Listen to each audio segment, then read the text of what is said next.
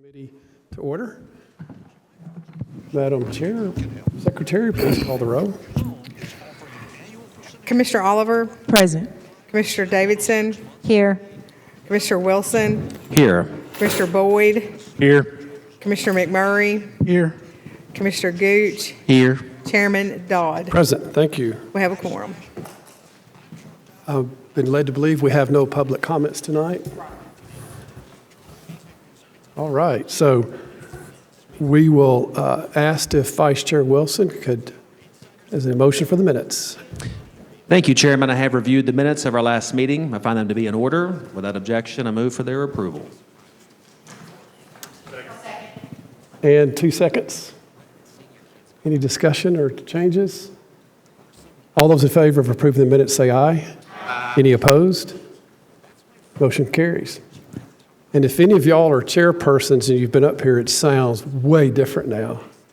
It's hard to get used to. I can hear you all well. Can y'all hear me better? It's reverberating too, but it's good. We will now move on to the first item on our agenda. Health Department, Ms. Director Butterfield.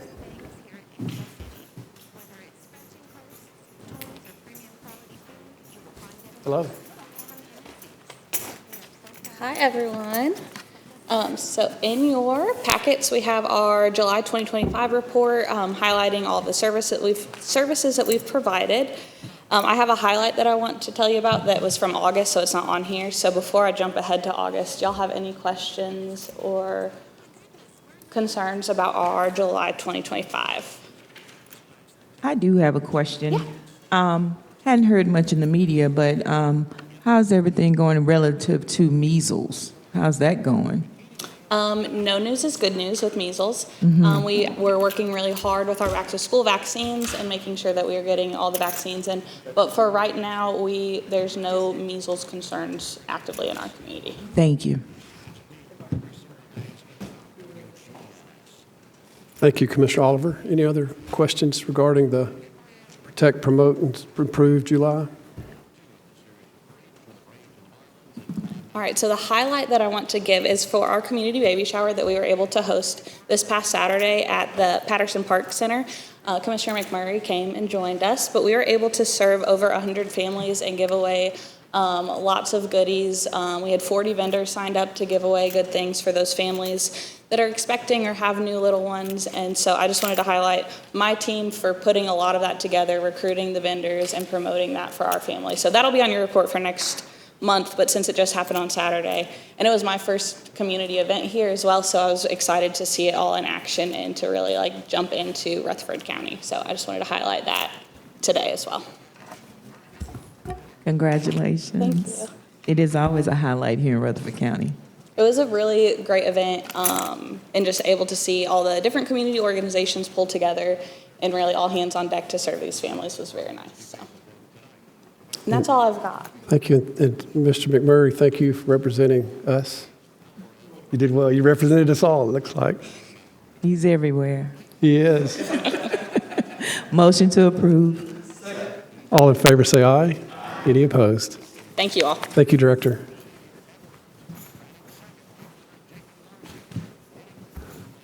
For community care, if you would, consult the minutes. If you have any thoughts or questions, we can bring that up. And we may talk about community care briefly in other business. School Board, Dr. Sullivan and Dr. Martin.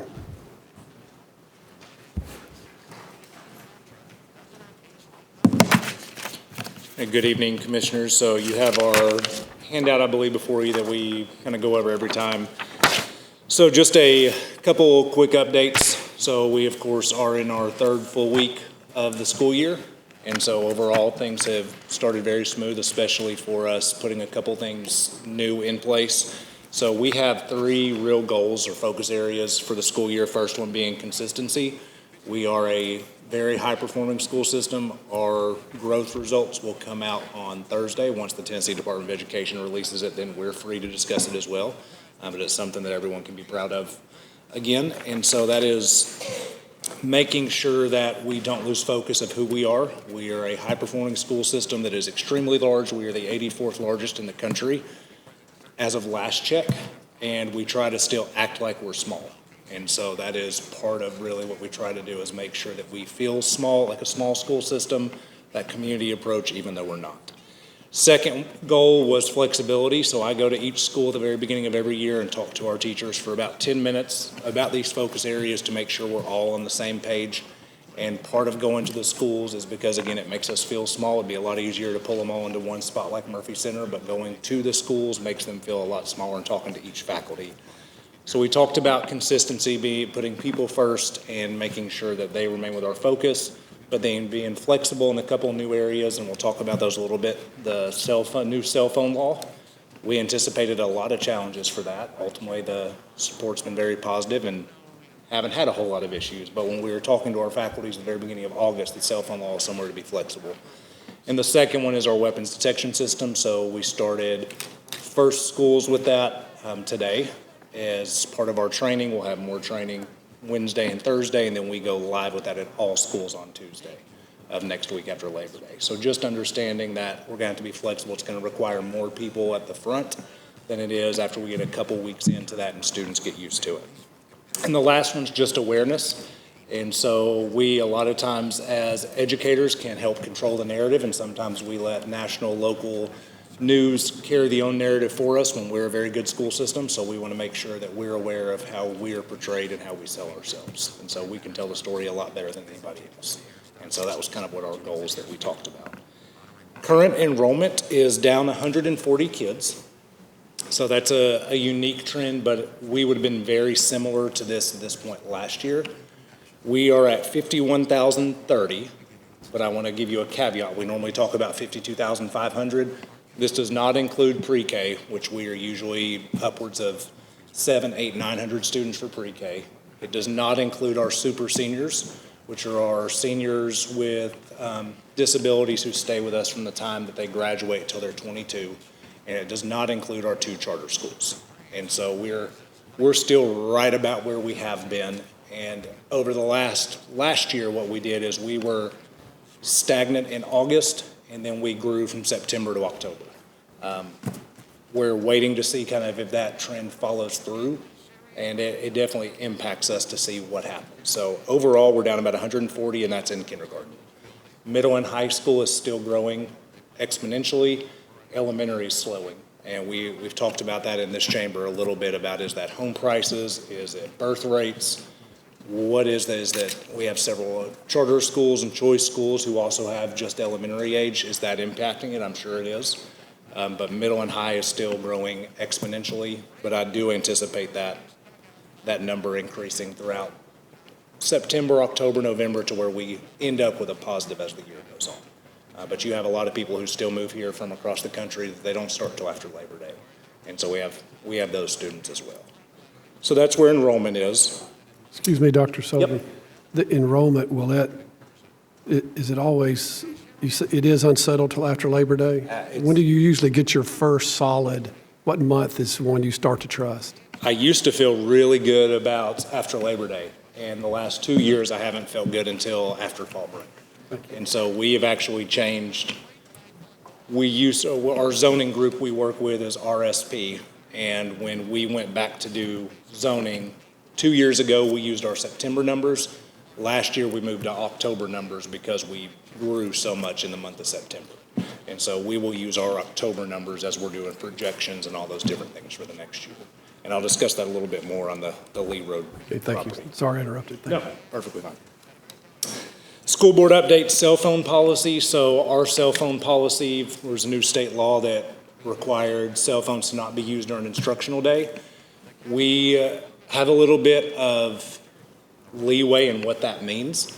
And so you may hear across the news of what each district's doing different. We are truly the teacher at heart. As you start off as strict as you plan on being, and then if there are ways to maybe fine tune that in the future, that would be a board action, you can.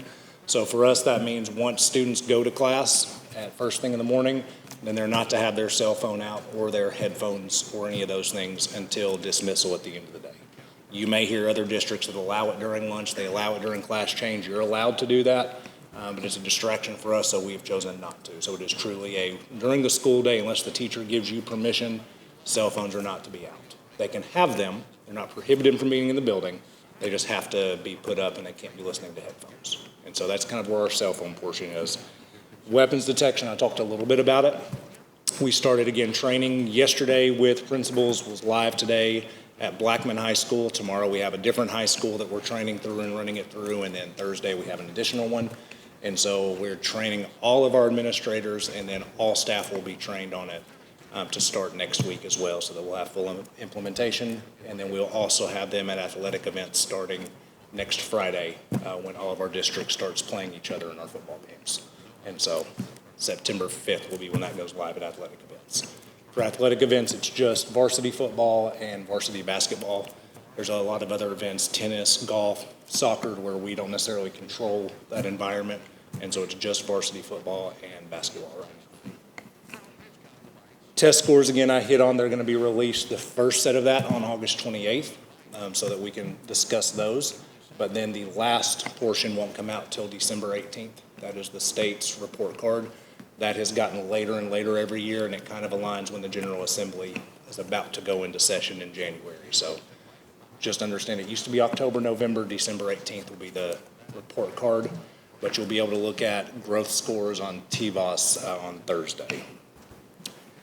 We hit the ground running. We've done a lot of principal trainings. We have met with principals already 3 times to make sure that we were consistent and on target, that we're doing the same thing as a district. We start our curriculum leads this week, which is how we work with our teachers to ensure that whatever is happening at one school, you make modifications for students at different schools, but we want to be consistent across the district. So we start those this week. And then last, I'll leave Lee Road property to a different discussion if anybody has questions on those first parts. Mr. Chairman, Commissioner Oliver. I do have a few questions. Yep. Director. First, I wanted to make a point to commend the students that gave public comment at the board meeting with their position on the cell phone. I think they were very, you could tell they were thoughtful, they gave valid points, and they were quite professional. So I do want to commend those students that came forward. As it relates to weapons detection, you're going to do it, you said, at the main entrances. How are you going to ensure safety in other entrances, especially for our larger campuses where students could possibly be letting somebody in? Yeah, we have changed all of ours, and I won't get into the details of each school, but every school has gone to a more structured arrival, even our big schools, so that the only places students are arriving, and even if you are talking about before school with our early classes or weightlifting or any of those type of things, students have to go through one of the entrances as they enter the main building. Okay. I had one more question. Oh, relative to the charters and including those numbers in our enrollment. Yeah. And we do that, why? Because we are funded for those students, and so we have 2 charter schools, Springs and Power and American Classical, who are technically part of Rutherford County Schools. And so I just don't have them in this 51,030. American Classical is over 350 and Springs is about 220, so they're up a little bit from last year. But just like us, until their numbers solidify, I don't feel confident enough to say exactly how large they are. Rutherford Collegiate Prep is a state commission authorized school, and we have not heard from enrollment about them yet, but they don't have to report that to us as well. All right, thank you. Yep. Thank you, Commissioner. Any other questions on board update or enrollment? I'm so sorry. I did have one Yes, more. come on, yes. Can we get a transportation update? I'm sorry. A transportation Yes. update, please? Yes. As of last week, we had 9 open routes. I believe we have filled one of those routes. The largest areas that we've had issues, we had a issue in Rockville to where a contractor had 4 routes and only had 2 drivers at that time. Since one of those routes has been turned in and they have a driver filled for the other one, so that should be moving in the right direction. We have a couple in the Laverne area, and then we have a couple at Blackman. And so realistically, we're in better shape than we normally are at this time of the year. So I appreciate our contractors, and it still takes time to work through all the timing of those routes. We had over, as an example, 3 days into the school year, we still had over 2,500 new routes that we didn't know parents needed transportation for. And so once you have a new route, you have to go plot that route, mess with the bus times and the bus stop, and that just moves everybody by a minute or two. And I know that's frustrating, but I don't know necessarily a better way to do that until the school year starts. Okay, and then as far as contractor insurance, liability insurance? That is on the contractor. Yeah. And so we're not having any issues with regard to that? I know that there's definitely still been conversation about they wish it was a different way, and still, I haven't heard from the RFP process in a while, but I know that's going with risk management. But ultimately, we were able to fill our routes for the most part. All right, thank you. Yep. I have a question. In regards to the bus routes and things like that, is there a parameter on the time that students can be picked up in the mornings? Because I've had some constituents that live out in my district. Some students are getting picked up at 5:50 in the morning, 5:55. Yep, you're exactly That right. seems a real early. So, It is, and I've been hearing it, so I'm Yeah. just wondering. It's been that way for many years, and so it's an hour and a half. And so as long as they're not on the bus an hour and a half each way, then we're perfectly within our state limit. And so our elementary schools, for example, they're the ones that open their doors at 6:45. Technically, we could pick them up at 5:15. We don't go that early. We do have some buses that leave that early, whether it's special transportation going to a different county to pick a student up from a McKinney-Vento homeless situation. So we have buses that roll that early. So, but as far as before 5:45 or 5:50, we try very hard not to do it before 6. But depending on where that location is and how busy that bus is, or whether they have to do 1 or 2 elementary stops, with the doors open at 6:45, they can start that early. And that's another reason, just so everybody knows, why do we make our snow calls? At what times we have to make them before 4:30 in the morning when it gets to that time of the year, because the buses are rolling by that time already. So if you don't hear from us by 6 o'clock, we've already made our decision, we're in school. Gotcha. And then one other quick thing. I know I spoke to some staffing at Blackman Middle regarding some classes, CTE or desktops. They're just wondering why they haven't received them yet, so they wanted me to try to inquire about Their computers. So our computers were ordered, if you guys will remember, last year, we took them out of fund balance, I believe, in May. And so then once it gets all the way through the commission cycle of being at the end of May, beginning of June, you order all your computers, and so our high schools is where we did the replacement. So we replaced all high school devices. Our middle school devices are then the old high school devices. And so we are still in the middle of making sure we get all those transitions of high school delivered and then the high school devices down to the middle school. It is going to be new for middle school. They are not 1-to-1, they are 2-to-1 now. And so it's just in the middle of being staged, and when you're ordering 12, 13,000, it takes a little while to get them all staged. But yeah, we got several middle schools who are still waiting.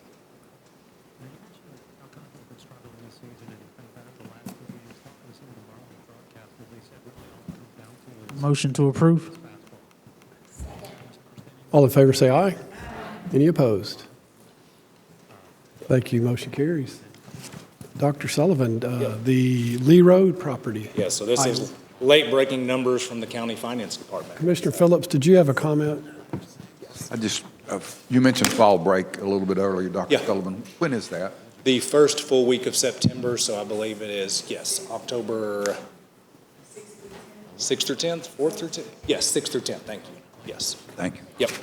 It's a week later than normal.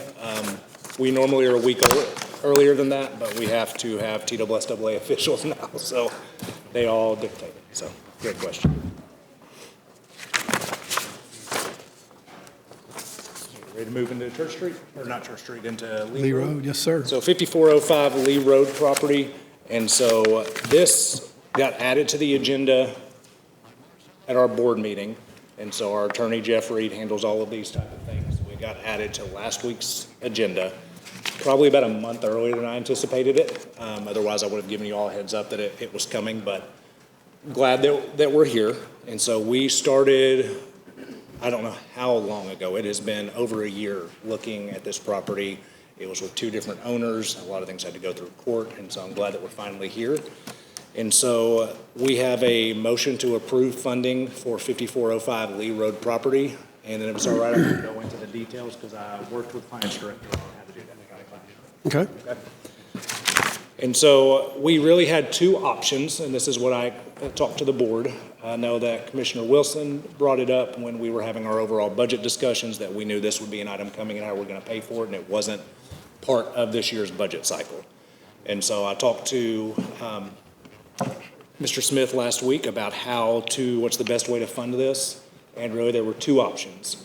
One was for us to be able to fund it internally, like we've been able to do the last couple years, which is a combination of fund balance in Fund 141 and using some funding that is in Fund 189, our building projects that has not been utilized.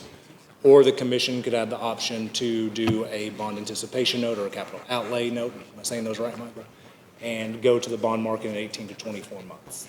And so in talking internally, taking Mr. Smith's recommendation to see where we were on fund balance, I recommended to the board that we go to fund balance and use 189, knowing that in a couple months we'll also have design fees and the funding of the project of the actual high school that's going to have to come for discussion. So anything we can go ahead and take care of ourselves to try to take care of. I do just want to commend Brian and our team and Michael as well in the commission, because we are in a really good spot. I know there's always questions about our budget cycle because we're such a large budget.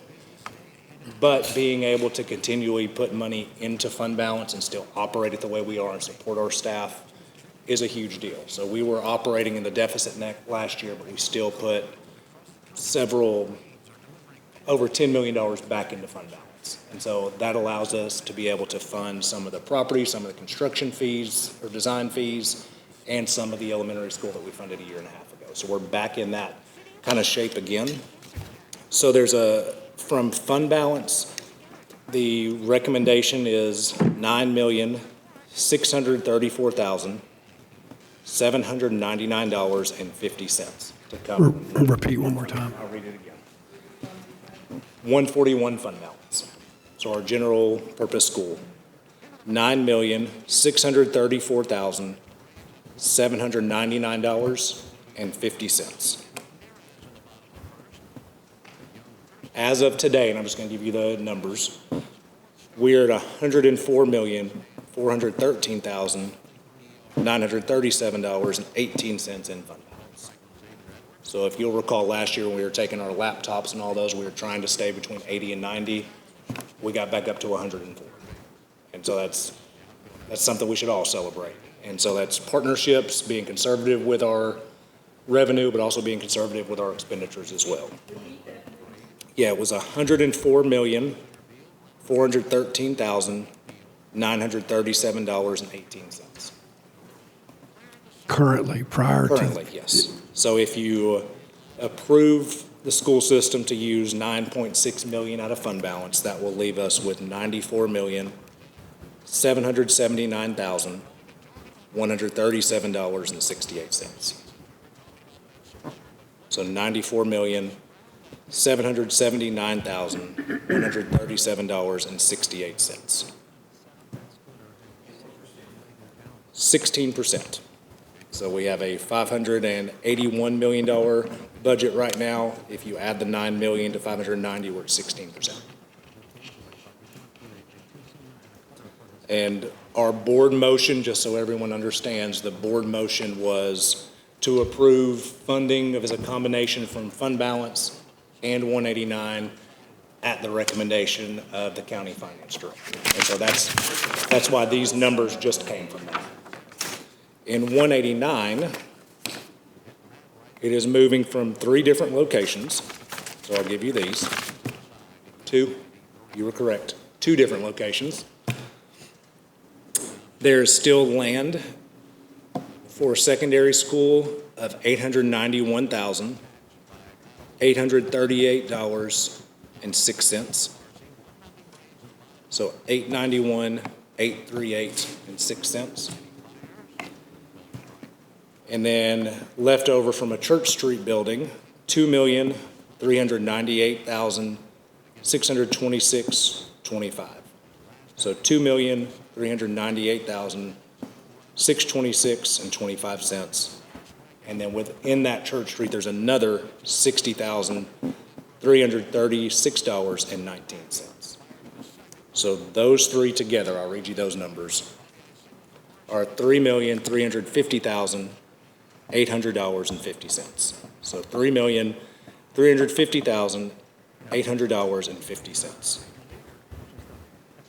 So you have 3.3 million roughly from Fund 189, 9.6 million from 141 to make up 12.9 million, which is 12.8 for the purchase of 161 acres, and then 100,000 for closing fees, recording fees, all those. There is room on that site for three schools. We are not sure whether or not it'll be a 2 or a 3 school complex yet. And then I will can answer questions a little bit further about what our next steps plans are, because purchasing the property is first. If we are approved to purchase the property, then we will have discussions about, do we go there, do we go to Plainview first? And that's strictly going to be, or do we do both at the same time? That's going to depend on what our enrollment projections are that we get back in October to kind of see. So before we can start doing design fees on this property, we have to technically own the property first. And so I know that was a lot of numbers. Appreciate you, Michael, pulling those all together, because we've worked for the last 8-10 days on those. Could you provide us some type of copy of that at some point or somebody? For sure, yes. Thank you. Yep. It was late breaking, wasn't it, Michael?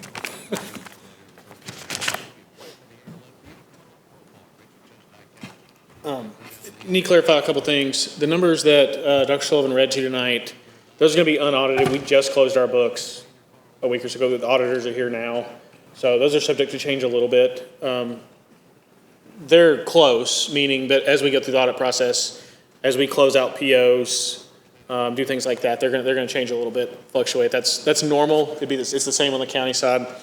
Second is, we just put some of this together literally about 30 minutes or an hour for us, so I could close out some POs as we're going through that process. So between now and next Thursday, I will put together, and Brian, we will put together something to put on SharePoint for budget, and I can send it to this committee as well if you'd like. That'll memorialize the numbers that were read tonight. We'll have to put that in the form of a budget amendment at budget, and so you'll see that at budget, and then it'll be part of also the resolution. When we get all that pulled together in a nice, pretty format, I can send that to this committee as well. We pulled that together, wanted to have something for y'all to vote on tonight, an exact dollar amount. And so that's what Jimmy was pulling together, or reading to you tonight. But full disclosure, that fund balance number, depending on as we liquidate POs and as the auditors go through and make sure that we coded revenue where it should and those types of things, that's pretty normal for it to change every year. So if you see the audit come out and we put our budget book out, it could vary a little bit. So just wanted to. Of the land?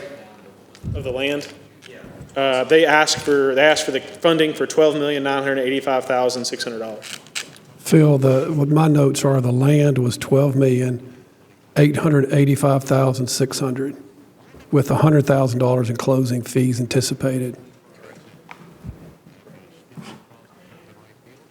161. Yep. For a motion this evening, would the 189 total of the $3 million work, or do you need it broke down by those three funds? What do you need to make the motion proper if that were made? So if that's the option, Dr. Sullivan was correct. You really had two plausible options. He read those as well. We can talk about the pros and cons if you want to, but an adequate motion for me, for us from an audit purposes, would be to transfer that money in 189 from the Church Street property and excess land, and then to amend the general purpose school fund to take $9,634,799.50 out of their unassigned fund balance. And Director Smith, that was your recommendation at this point, is to take the split between 141 and 189. That's your recommendation at this time? Out of the two options, yes.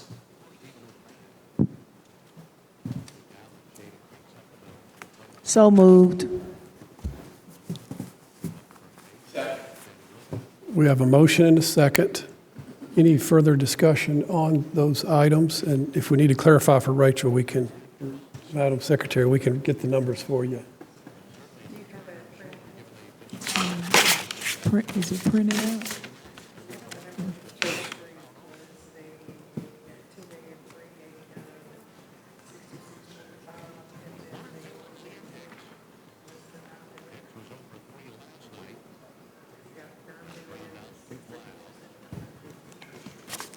Dr. Sullivan, while they're. Yes, sir. While they're discussing money, Yep.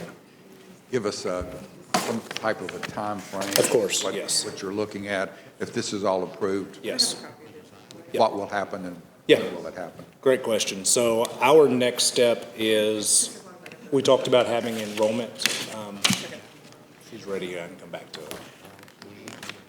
You ready, Rick? Okay. I'll come back to it if that's okay. No, that's all right. I got the numbers Nope, from you're him, good. so I just was, if we're following through the motion as he said. Yes, it is. We're ready for discussion. Yes, floor is open for discussion, otherwise we will call the roll. Okay, so Commissioner Phillips had something, and then I had something. Okay, so yeah, That's okay, yes. we're I'll open go. for discussion. I thought his question was kind of a post-vote question, so the floor is open for discussion on the motion. So Commissioner Phillips, to answer your question, if this is all approved, we will take enrollment projections from October. We use our numbers, and then RSP is who we've used the last 3 years. Just to give you an idea, they were off by like 7 students at Blackman Middle School for our new Poplar Hill. The students didn't go exactly where we were hoping they would go because you have fluctuation within your zone, but they were off. Give me just a second, I'll tell you how far they were off because it was pretty impressive.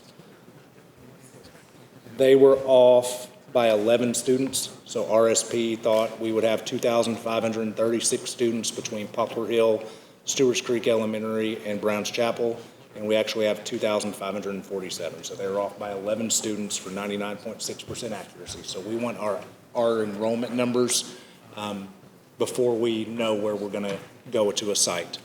Once we get our enrollment numbers, we have a board retreat that is it'll be local, TCAT Smyrna, on November 4th, and it'll be an all-day kind of presentation where we look at enrollment. Anybody's welcome to attend, they're public. So that'll be local at TCAT Smyrna, that starts at 9 o'clock, and so we will have RSP presenting enrollment numbers. That's on Tuesday, November 6th, we have RSP there again, being able to discuss our middle school rezone and these projections as well again. From there, we will take it and officially vote on a 5-year plan on November 18th or 20th, based on what our projections are. And that'll be when the funding, or the architect design fees come before Health and Ed will be, I believe it's November 25th is the date. Give me just a second. Yes, November 25th. We have had discussion about should the first school be either at Plainview or at the Lee Road property? Should it be a combination of a 612 school? All of those conversations are going to be based on what the enrollment projections come back as. We have some prototypes of what those projections would look like, or what our zones would look like if it hit a certain way. But until I know where the kids actually showed up this year, what happened with all the variables, we're waiting till that to make a formal request. So design fees will come in November, and then the actual building would come sometime in April or May, depending on how long that process took. Design fees, Michael and I have already talked about. We're going to talk more about where a combination of all those can come from, knowing that wasn't part of this year's budget as well. And then it comes to funding the high school, which we also know is not part of the tax rate for this year. So the 1 or 2 high schools. So that looks to hit April or May, right around budget season. Okay, so this property's in Smyrna, correct? Correct. So then it's not projected to do any relief for Laverne? It'll be all of west side of 24 Laverne. And so then like Nolensville, Rock Springs, pretty much everything from Stewart's Creek, Middle High Elementary up would potentially go to this school. Yeah. Includes Laverne. Yes, it includes Laverne, Roxbury, that whole infrastructure of what's being built. So if I heard you correctly, late this fall, you could get into the architectural fees. December is our plan. November's Health and Ed, December budget, and then full commission. Yes, sir. And then if the building proceeds, you're looking at an opening in 27? 28 or 29. Realistically, probably 29, because it's going to take at least 2 years to build it. So, and that's kind of why we are moving forward with it, because you're at least 2 years out to build a high school. I'd love to tell you 2028, but if we're asking for design fees in November, December, and then asking for the building to be approved in May, then we're already struggling to hit that 2 year to open in August of 28. That's our goal, but I think reality is probably August of 29. And Chairman, I'd like to add one more comment. This property is 1 mile from my house, and it has changed in an unbelievable way in the past 25 years. When I lived there, it was all family farms, and I was on the edge of it. And I want to make sure as this moves through the commission and actually moves through the news media, as the public is discussing this, it's important that I separate these issues. The purchase of the property is one decision. I think that is an imperative decision that it sounds like this committee is supporting, because we've been talking about it for more than a year. So this is no surprise. We're not just flippantly spending $13 million. We've been anticipating this for a long time. The need has been there for many years to have this property. Family farms are going to continue to sell over the next 15 to 20 years, regardless of what the residents think, because folks have the right to sell their property and do what it's zoned for. This is going to be housing. It's imperative to purchase this property now. What we do with it is a completely separate vote, a separate discussion. Funding is a separate vote and a separate discussion. So as this is moving through Budget Committee and through the Commission, I just want to put out there, purchasing the property is imperative in this Commissioner's opinion. What we're going to do on the property is a different discussion for a different day. It's not even decided through our school board what they want to do. So I just want to be sure we're separating the conversations. The public doesn't understand that we have a lot of discussions going on constantly with these things. They only hear us spend $13 million. Every commissioner here, we've all been talking about this amongst ourselves for a long time. So I'm glad this day has come. It is a separate issue from what we do with it. And I'd like to purchase the property and have the opportunity to be able to have that discussion, because we're going to have thousands and thousands of additional lots developed in that area. The permits are already pooled. So this is something we sorely need to do. Thank you, Commissioner. Any other discussion? Madam Secretary, call the roll, please.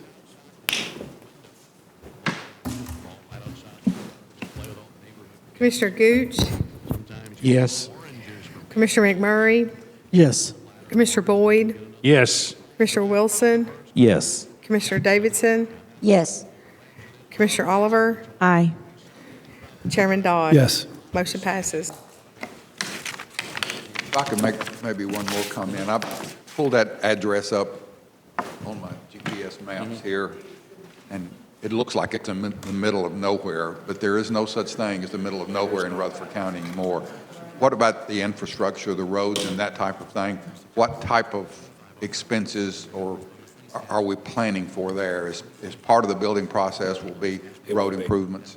It will be, and we'll meet with Greg Brooks as well.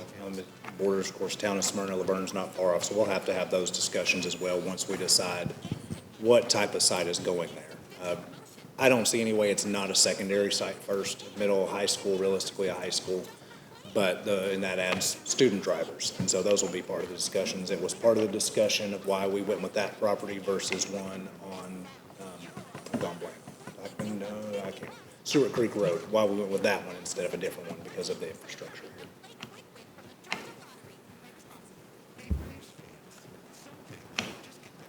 That's your last topic? I do want to thank you for, I think it's great stewardship to be able to come in front of us again, offering cash, $30 million towards bonding of an elementary school, paying cash for this land. You paid for the design of the middle school. Brian, Dr. Martin, and y'all's team, it's commendable that you can come at us with cash. That helps us push it to budget. Yeah. Thank you for that. I always want to thank the school board as well because they helped set the vision for our district, so appreciate them doing it. Yeah. Michael Smith, thank you for spending some time with us tonight. Lastly, I just want to acknowledge that Central Magnet School was ranked number 3 in the nation in high schools just last week, and the other schools were charter schools, I believe. So that's a phenomenal acknowledgement. So congratulations to your school system for having that type of an opportunity. And you'll- Yes, and you'll, Like 300? yeah, for just the high school. Yes, 100, yes. Yeah. And you'll see that request probably to recognize them at a commission meeting at some point. We're going to have them at the school board meeting. We've ranked in the top 10 with Central before. I believe this is the highest we've ever ranked in the nation. Of course, number 1 in Tennessee, but it's number 3. So Dr. Ash and his team and our students, something definitely to be proud of. Thank you. We can be proud for all of our schools on Thursday when that information comes out. Excellent. Thank you, Dr. Sullivan. Thanks. Other business, I think, Vice Chair, you had acknowledged you may have some other business to discuss tonight. Yeah, this is just for a quick discussion with the committee. Steering had postponed the discussion on the CCRC member from Health and Ed that we had passed a month ago to the upcoming steering meeting. So here's a question I had. Since this has been a topic of discussion over the past month, it's just brought a couple of questions, and I wanted to be prepared for the steering meeting. You know, in the past, we just happened to have a commissioner on Health and Ed.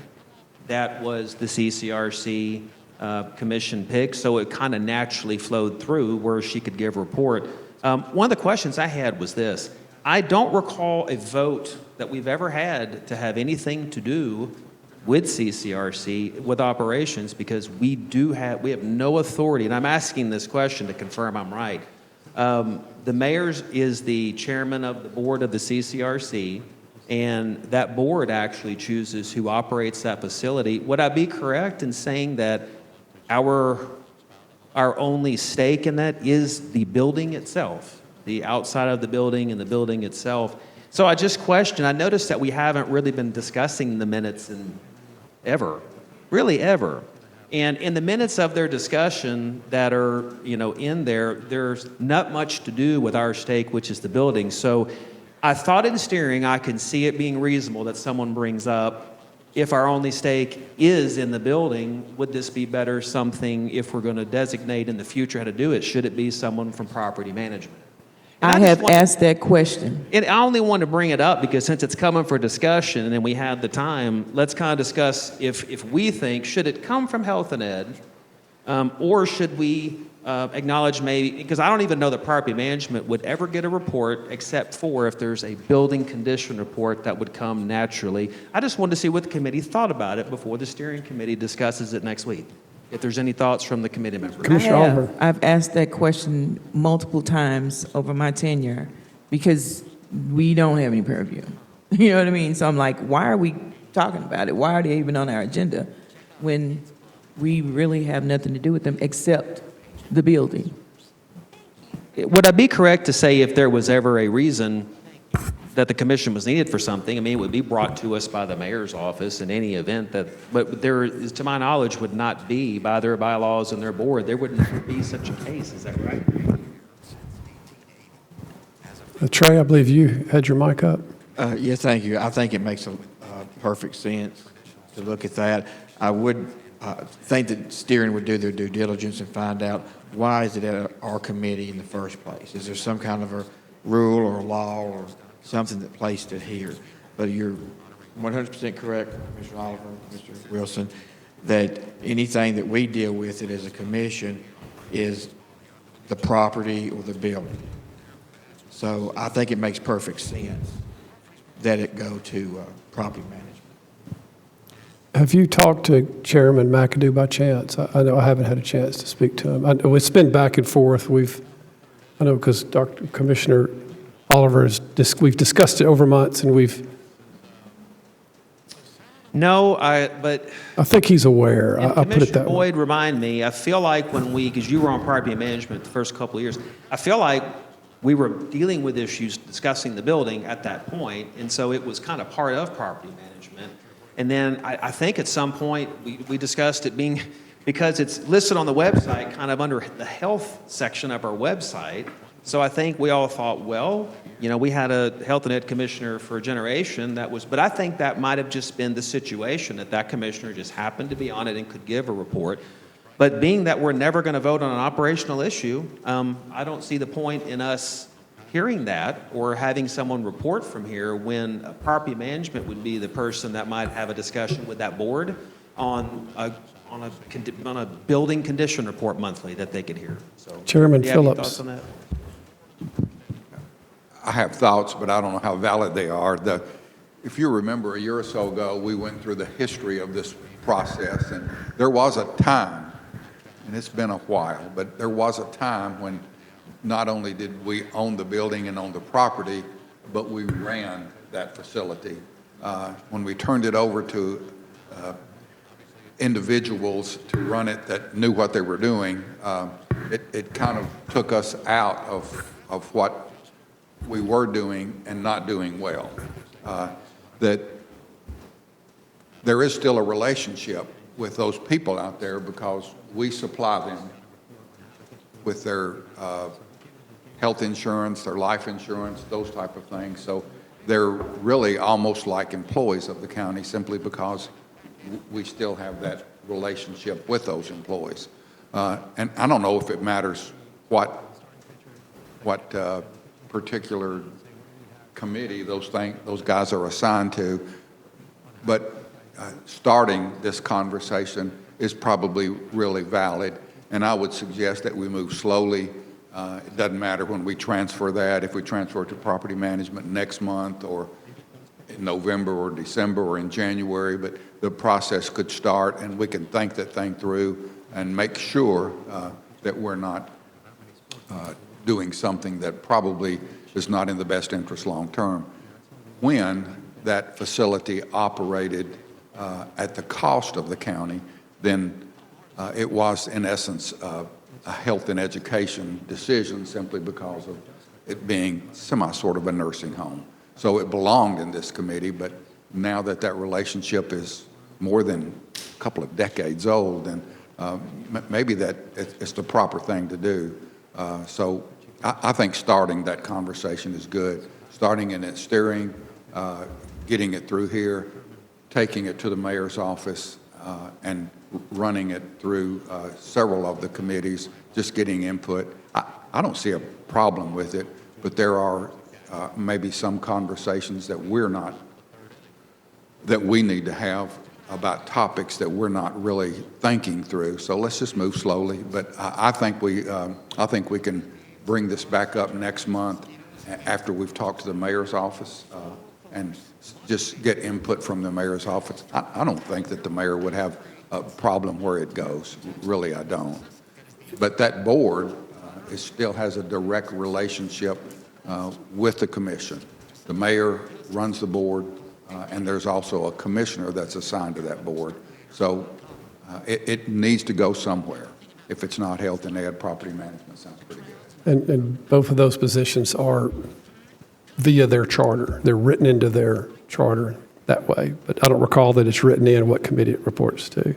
So I think it would be appropriate, number one, I'll take it to Chairman McAdoo as a property management member and have the same conversation. It's inappropriate to do a motion, nothing like that, but give him a heads up that this committee is leaning towards it being appropriate for property management, but we don't want to overstep our bounds or miss something. And if you'll take it to steering, Phil, and ultimately I think steering will take lead in getting it to the other committees and or the mayor. Does that sound reasonable? Because I think Commissioner Holliver's been after this for a year. If you take it to McAdoo, I'll do that one. I'll take it to the mayor Okay. and run it past legal. All right, and you'll take it to steering. Just right now, get everybody heads up.